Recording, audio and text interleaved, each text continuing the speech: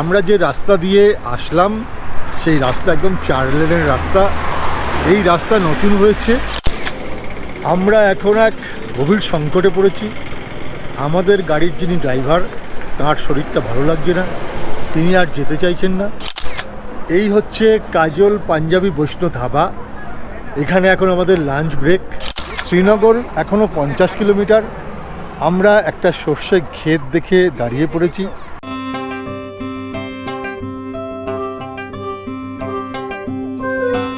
কাশ্মীর ভ্রমণের আগের পর্বে আমরা দেখিয়েছি কাটরা থেকে বৈষ্ণোদেবী যাত্রা।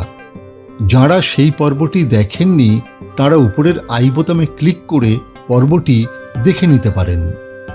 বৈষ্ণোদেবী যাত্রার সব ধরনের প্রয়োজনীয় তথ্য পর্বটিতে দেওয়া রয়েছে। কাশ্মীর ভ্রমণের আজকের পর্বে আমরা কাটরা থেকে সড়ক পথে যাব শ্রীনগর। পথে পড়বে বেশ কিছু টানেল ও পাহাড়ের অপরূপ সুন্দর দৃশ্য। কাটরা থেকে ভূস্বর্গের দিকে যাওয়া এই সুন্দর পথ ও সে সম্পর্কে নানা খুঁটিনাটি তথ্য নিয়ে আজকের ভিডিও।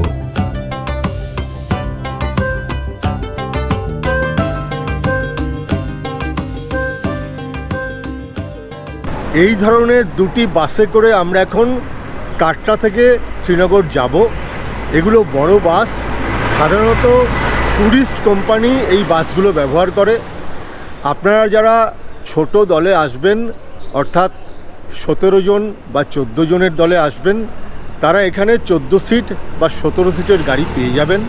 সেই গাড়িগুলো দিন প্রতি 6500 বা 6000 টাকা নিতে পারে। আর তার থেকেও যে ছোট গাড়ি 6 সিটের গাড়ি বা 7 সিটের গাড়ি, সেগুলো মোটামুটি 1004 টাকা চার্জ করবে। তো আমি বলবো যে গোটা কাশ্মীর ট্যুরের জন্য আপনি কাটরা বা জম্মু থেকে এই ধরনের গাড়ি বুক করতে পারেন। তাতে আপনার বিভিন্ন জায়গায় বারবার গাড়ি বুক করার ঝামেলা থেকে আপনি রেহাই পাবেন, পাশাপাশি হয়তো খরচাও কিছু কমতে পারে। তো আমরা এখন বাসে করে কাটরা থেকে শ্রীনগর যাব। অনেক দূরের পথ। এই সুন্দর যাত্রাপথ আমি আপনাদের সামনে তুলে ধরব। বৈষ্ণোদেবী দর্শন না করলে আপনি জম্মু থেকেও সরাসরি শ্রীনগরে যেতে পারেন। আমি কাটরা ও জম্মুর বেশ কয়েকটি গাড়ি কোম্পানির নাম ও ফোন নম্বর স্ক্রিনের উপর দিয়ে রাখলাম, ইচ্ছে হলে যোগাযোগ করে নেবেন। আমরা চলেছি দে ট্যুর অ্যান্ড ট্রাভেলসের ব্যবস্থাপনায়। দুটি বাসে 43 জন ভ্রমণার্থী সহ আমরা মোট 52 জন। ট্যুর কোম্পানির কর্ণধার সৌমেন দে তাদের সিটিং অ্যারেঞ্জমেন্ট নিয়ে ব্যস্ত। বসার ব্যবস্থা হয়ে যাওয়ার পর আমাদের গাড়ি রওনা দিল শ্রীনগরের উদ্দেশ্যে। কাটরা থেকে শ্রীনগরের দূরত্ব প্রায় 220 কিলোমিটার। যেতে ঘণ্টাটেক সময় লাগবে। তবে সড়কপথ বাদে আপনি ইচ্ছে করলে কাটরা বা জম্মু থেকে রেলপথে বন্দে ভারত এক্সপ্রেস ধরেও শ্রীনগরে যেতে পারেন। এই ট্রেন পথেই পড়বে বিশ্বের উচ্চতম রেল সেতু চেনাব ব্রিজ। এই ব্রিজ নদীপৃষ্ঠ থেকে 1178 ফুট উঁচু। দুটি বন্দে ভারত এক্সপ্রেস এই পথে চলাচল করে। জম্মু তাওয়াই ও কাটরা স্টেশনে ট্রেন দুটির সময় সারণী আমি স্ক্রিনের উপর দিয়ে রাখলাম। আপনার সুবিধা মতো টিকিট কেটে নেবেন। কাটরা থেকে কিছু দূর এগিয়ে NH-44 ধরে আমাদের গাড়ি এগিয়ে চলল শ্রীনগরের দিকে। এটি 4 লেনের রাস্তা। এই পথেই পরপর পড়বে ভারতের দীর্ঘতম tunnel doctor Shyamaprasad Mukherjee tunnel ও বানিহাল কাজিগুদ টানেল সহ বেশ কটি টানেল। এর প্রধান দুটি টানেল সম্পর্কে প্রয়োজনীয় তথ্য আমি এই ভিডিওতে দেব। সমতল পেরিয়ে আস্তে আস্তে গাড়ি পাহাড়ি পথ ধরে এগিয়ে চলল। পথের ডান পাশে সাথী হল তাওয়াই নদী। এই নদী চেনাব নদীর বাম তীরবর্তী উপনদী, যা পাকিস্তানে ঢুকে চেনাব অর্থাৎ চন্দ্রভাগার সাথে মিলিত হয়েছে।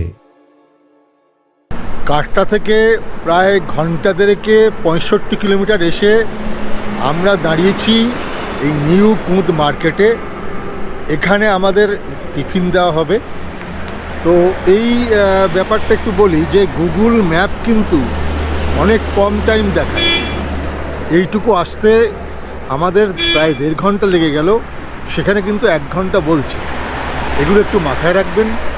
আর আমরা যে রাস্তা দিয়ে আসলাম সেই রাস্তা একদম 4 লেনের রাস্তা, আপ এবং ডাউন দুরকম রাস্তা রয়েছে। পাহাড়ে এই রাস্তা দিয়ে অনেক সহজেই উঠে যাওয়া যায়। আগে আমি এসেছিলাম বহু আগে, তখন কিন্তু এত সোজা রাস্তা ছিল না, এত ভালো রাস্তা ছিল না, ফলে যেতে আরও সময় লাগতো। আমরা এখনও অনেক দূর যাব। আমি আশা করছি এই যে সুন্দর রাস্তা, এই রাস্তা দিয়ে এগোলে আমরা কিন্তু সময়েই পৌঁছে যাব, অর্থাৎ আমাদের যে এস্টিমেটেড সময় 7-8 ঘন্টা, তার মধ্যেই আমরা শ্রীনগরে পৌঁছে যাব।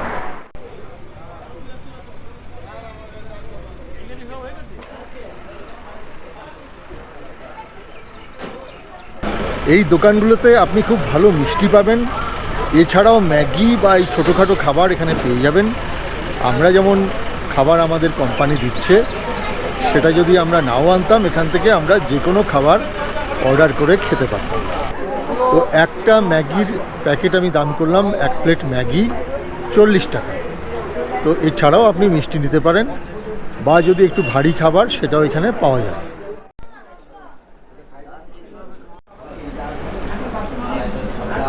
এই ব্রেড, কলা, মিষ্টি আমাদের আজকে টিফিন প্যাকেট করে আনা হয়েছিল। তো এটা আমরা এখানে বসে খাবো।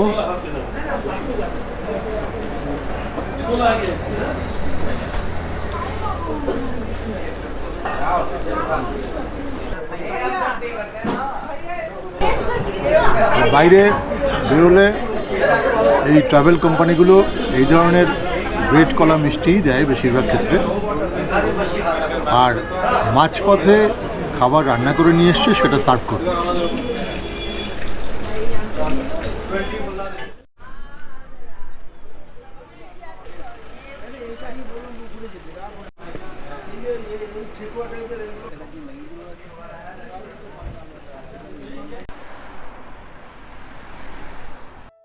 ব্রেকফাস্টের পর অল্প এগোতেই আমরা ঢুকে পড়লাম ডক্টর শ্যামাপ্রসাদ মুখার্জি টানেলে। আগে এই টানেলের নাম ছিল চেনানি নাস্ট্রি টানেল। 2017 সালে টানেলটির উদ্বোধন হয়। এটি ভারতের দীর্ঘতম সড়ক টানেল। 9.28 কিলোমিটার দীর্ঘ এই টানেলটি উধমপুর জেলার চেনানি ও রামবান জেলার নাসরিকে যুক্ত করে জম্মু ও শ্রীনগরের দূরত্ব প্রায় 30 কিলোমিটার কমিয়ে এনেছে। এর আগে অন্য রাস্তায় অধিক উচ্চতার পাটনিটপ হয়ে শ্রীনগরে যেতে হতো।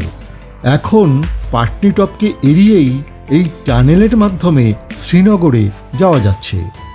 3937 ফুট উচ্চতায় অবস্থিত ভারতের এই প্রথম স্মার্ট টানেলে রয়েছে স্মার্ট ভেন্টিলেশন, যোগাযোগ ও অগ্নি শনাক্তকরণের উন্নত ব্যবস্থা।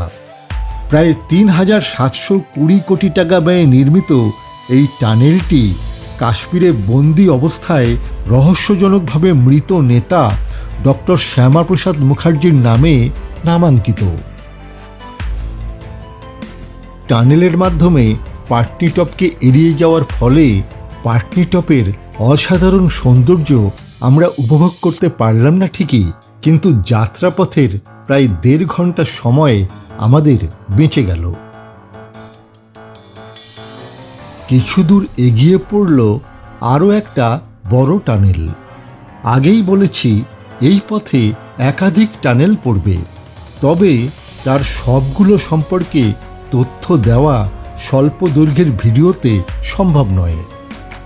এই টানেলটি বেশ কয়েক কিলোমিটার লম্বা, কিন্তু এখানে ঢুকেই আমরা পড়লাম এক মহা সংকটে। টানেলে ঢোকার পরপরই আমাদের গাড়ির ড্রাইভার হঠাৎই অসুস্থ বোধ করতে শুরু করলেন। ফলে টানেল পেরিয়ে আমাদেরকে গাড়ি থামাতেই হলো।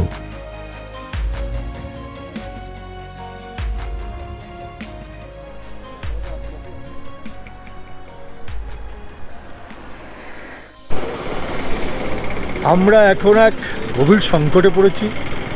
আমাদের গাড়ির যিনি ড্রাইভার, তার শরীরটা ভালো লাগছে না, তিনি আর যেতে চাইছেন না। তো এই দুটো গাড়িতে 3 জন ড্রাইভার রয়েছেন, কিন্তু বাকি যে 2 জন রয়েছেন, একজন তো চালাচ্ছেন, বাকি একজন আমাদের গাড়ির দায়িত্ব নিতে চাইছেন না। এই অবস্থায় কি হয় দেখি, যা আপডেট হবে আমি বলবো। দুটি গাড়িতে সাধারণত 2 জন ড্রাইভারই থাকার কথা, কিন্তু আমাদের গাড়ি কোম্পানি একজন অতিরিক্ত ড্রাইভার এই ট্যুরের জন্য বরাদ্দ করেছিল। সেই ড্রাইভার সম্ভবত রিলিভার হিসাবে মাঝে মধ্যে কাজ চালাতেন, কিন্তু এখন আমাদের গাড়ির অসুস্থ ড্রাইভার সাহেব ফিরে যেতে চাইছেন বলে সেই অতিরিক্ত রিলিভার ড্রাইভার আমাদের গাড়ির সম্পূর্ণ দায়িত্ব নিতে অস্বীকার করছেন। তাকে বোঝানোর পালা চলছে, সেই সাথে কোম্পানির মালিকের সাথে ফোনে যোগাযোগের চেষ্টাও চলছে। সেই চেষ্টা কতদূর ফলপ্রসূ হয় আমরা এখন সেই অপেক্ষাতেই রয়েছি। অবশেষে সমস্যার সমাধান হয়েছে। যে ড্রাইভার অন্য গাড়িটি চালাতে রাজি হচ্ছিলেন না, তিনি পারস্পরিক আলোচনা করে এবং যে ওদের যে মালিক, তাদের সাথে তাদের নির্দেশে 2 জন দুটো গাড়ি চালাবেন ভাগ করে, আর যে ড্রাইভার যিনি অসুস্থ তিনি ফিরে যাবেন। অবশেষে কোম্পানির নির্দেশে পরিবর্ত ড্রাইভার গাড়ির দায়িত্ব নিলেন। অসুস্থ ড্রাইভার ফিরতি গাড়ি ধরে রওনা দিলেন কাটরার দিকে।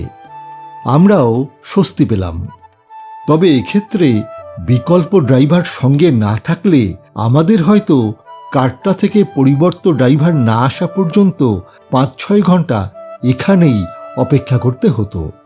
আপাতত সে দুর্ভোগ যে পোয়াতে হলো না, এটাই ভাগ্য।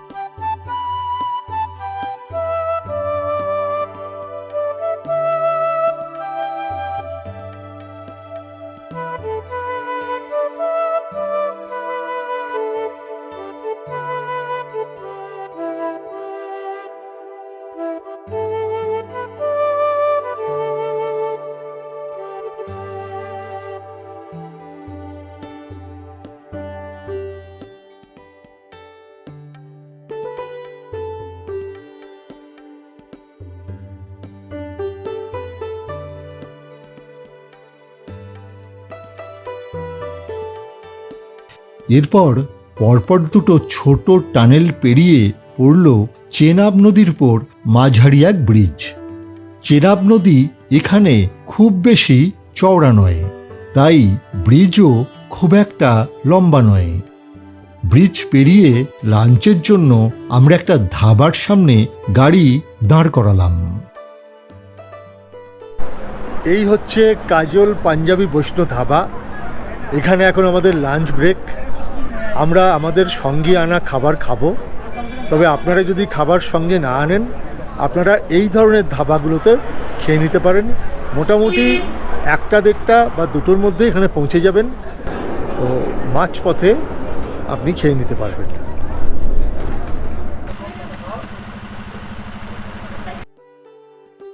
পাঞ্জাবি বৈষ্ণব ধাবায় ভেজ মিল দিয়ে আমরা লাঞ্চ সেরে নিলাম। এই খাবার আমরা সঙ্গেই এনেছিলাম, তবে এখানে খেলেও আপনাকে কিন্তু ভেজ মিলই খেতে হবে।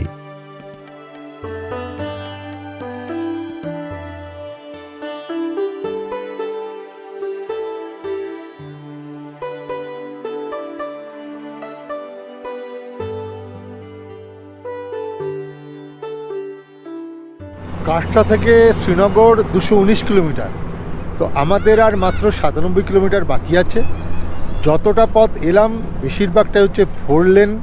এই যে আমি যে উপরে দেখাচ্ছি এই পাঁচিলটার উপরে, এর উপরে রয়েছে রাস্তা, ওখানে 2 লেন রয়েছে, আমার এই একদম সাইডে 2 লেন রয়েছে। এরকম গোটা পথটাই রয়েছে 4 লেনের রাস্তা। আমি জানি না সামনের দিকে বাকি 97 কিলোমিটার কেমন আছে, যা আছে আমি আপনাদের সামনে তুলে ধরব।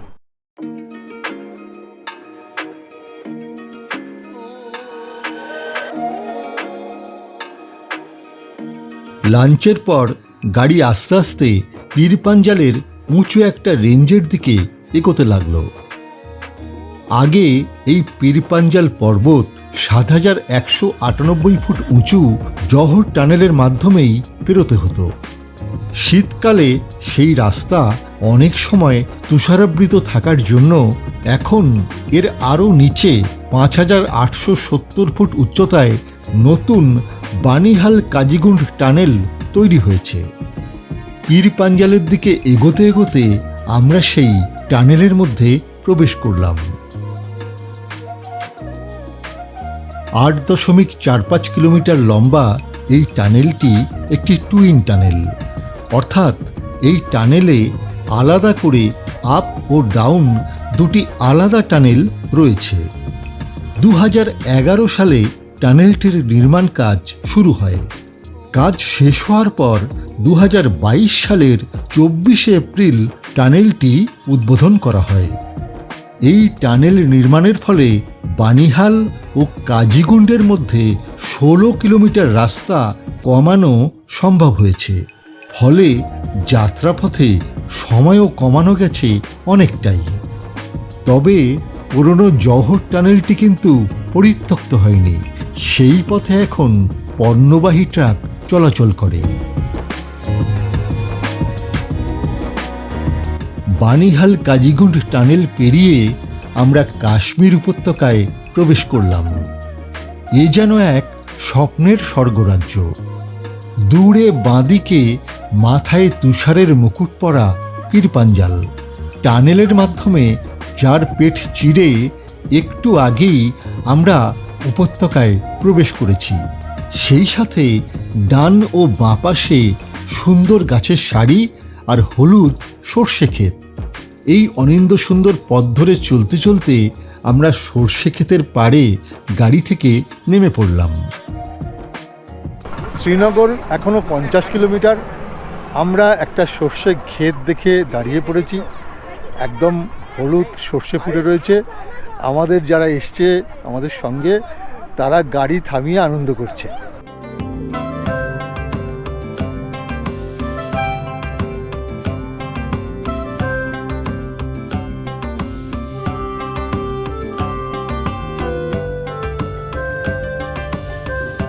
সর্ষে খেতে বেশ কিছুক্ষণ হুটোপাটি সেরে ছবি তুলে আবারও আমরা এগিয়ে চললাম শ্রীনগরের দিকে। শ্রীনগর যেন এবার হাতছানি দিয়ে আমাদেরকে ডাক পাঠাচ্ছে। অবশেষে টোল প্লাজা পেরিয়ে অল্প এগিয়ে আমরা প্রবেশ করলাম শ্রীনগরের প্রান্তসীমায়।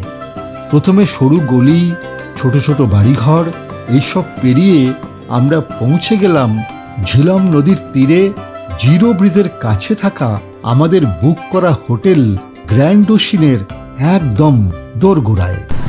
এখন বিকেল ঠিক 5:30। আমরা শ্রীনগর পৌঁছে গেছি। এই পেছনেই আমাদের হোটেল। আমরা এখন হোটেলে চেক ইন করবো, তারপর বিশ্রাম করব, সন্ধেবেলা ঘোরাঘুরি করব। সেসব ভিডিও পরে আসবে। আজকের ভিডিও এখানে শেষ করছি।